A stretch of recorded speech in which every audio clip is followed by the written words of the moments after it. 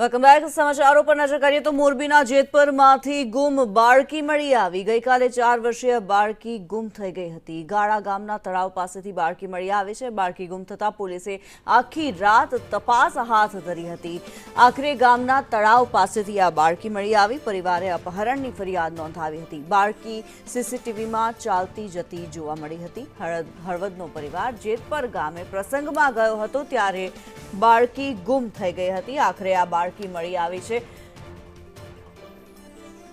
જગદીશ પરમાર વધુ વિગતો જણાવી રહ્યા છે। જગદીશ, એક બાળકી ગુમ થયાની જે ઘટના સામે આવી રહી હતી, હવે શું અપડેટ?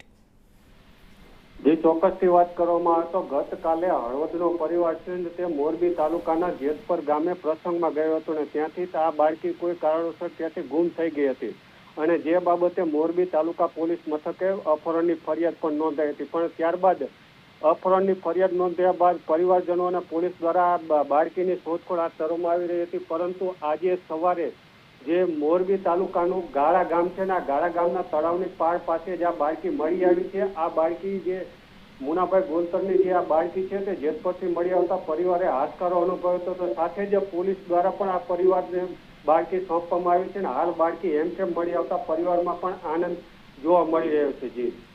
જી ધન્યવાદ જગદીશ આ માહિતી માટે।